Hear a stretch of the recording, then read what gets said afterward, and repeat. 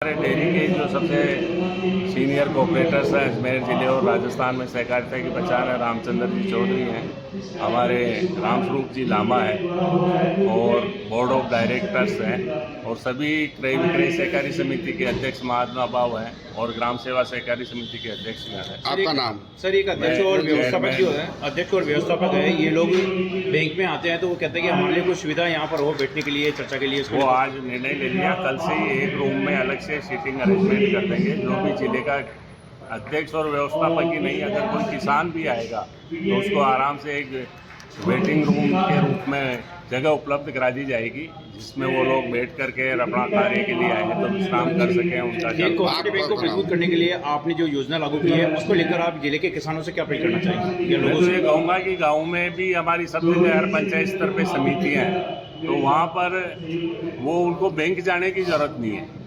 अब सारी वो ऑनलाइन सिस्टम हो रहा है, तो वहीं से ब्रांचों में उनका खाता खुल जाएगा और अपनी लाडली बिटिया के लिए वो जितना भी बचत कर सके सहकारिता के माध्यम से अपनी ब्रांच में खाता खुलवाएं। उनको ब्रांच तक आने जाने की भी तकलीफ नहीं होगी और उसके लिए एक निश्चित राशि संग्रहित कर बचत करके उसके आगामी भविष्य को सुरक्षित बनाएं। आपका नाम? मैं chairman Madan Gopal Chaudhary, central cooperative. Central cooperative bank की आज आम सभा है, क्या महत्वपूर्ण चर्चा हुई किसानों के तो? आज बैंक का 114वां वार्षिक अधिवेशन है और राजस्थान का ये पहला सहकारिता सेक्टर का बैंक है। इस मीटिंग में पूरे वार्षिक आय व्यय की पुष्टि जो निर्वाचित 215 समितियां और अन्य समितियां करीब 200-400 समितियां इसकी जो मेंबर हैं, उन सबके अध्यक्ष महानुभाव निर्वाचित सदस्य पधारे हुए हैं और उनको आय व्यय की पुष्टि और आगामी कार्य योजना के बारे में सबको सदन में पढ़ करके सुनाया और सर्वसम्मति से सभी ने उसका अनुमोदन किया। सहकारिता ग्रामीण विकास का एक महत्वपूर्ण आधार है, तो उसी संदर्भ में आज हमने एक लाडली बिटिया के नाम से एक योजना शुरुआत की है, जिसमें कोई भी व्यक्ति 200 रुपये के मिनिमम से अपना मासिक रूप से जमा करा करके सेविंग्स कर सकता है और उस पर बहुत अच्छी दर पे हम ब्याज दे करके और उसको लाभान्वित करेंगे, जिससे महिला सशक्तिकरण के लिए एक महत्वपूर्ण कड़ी ये योजना ज़िले में सहायक होगी। लगभग 90,000 किसानों को हम इस समय ज़िले से जुड़े हुए जो किसान वर्ग हैं उनको 0% पे 622 करोड़ रुपए का ऋण उपलब्ध करवा रहे हैं। करीब के लक्ष्य करीब 95% तक पूरे हो चुके हैं और रबी का वितरण शुरू कर दिया है। आगामी वित्तीय वर्ष में जो ऋण उपलब्ध करवाया जा रहा है उसमें हम 10% की बढ़ोतरी करके हर ऋणी काश्तकार को उपलब्ध करवाएंगे।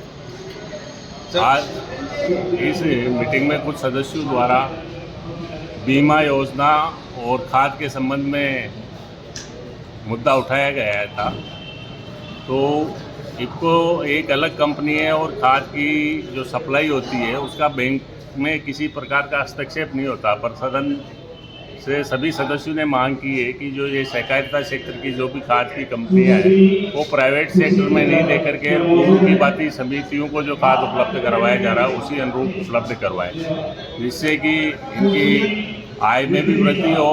और कोई भी कट्टा अगर समिति पे जाता है तो हर जगह समितियों में निर्वाचित बोर्ड है, वहाँ 267 रुपये का कट्टा है तो 267 रुपये में ही बिकता है। और हम देखते हैं कि प्राइवेट सेक्टर में वो माल सप्लाई होता है तो उसको 300 रुपये तक किसानों को देने के लिए मजबूर होना पड़ता है। दूसरी जो बीमा की प्रीमियम दरें हैं उस संदर्भ में पूरे राज्य सरकार द्वारा भी हमने अवगत करवाया। 17.46 तो 60 वर्ष से कम व्यक्तियों के लिए जो है प्रीमियम दर है और 46.90 पैसा करीब जो है 60 से 80 वर्ष के बीच के लोगों को प्रीमियम रखी गई है। तो ये प्रीमियम दरें अत्यधिक भारी है। पूर्व में भी हमारी जब सीसी बैंक के चेयरमैन और राजस्थान सरकार के बीच बात हुई तो हमने कहा कि इसे प्रधानमंत्री बीमा योजना से जोड़ दिया जाए, इसमें बहुत कम राशि में ही 1 लाख रुपये तक की सुरक्षा उस व्यक्ति को भी लाभान्वित होगा और बैंक की रकम भी सुरक्षित रहेगी। तो उसके प्रस्ताव भी आज सभी सदस्यों के मांग करने पर हमने इसमें लिए। कौन आए आज?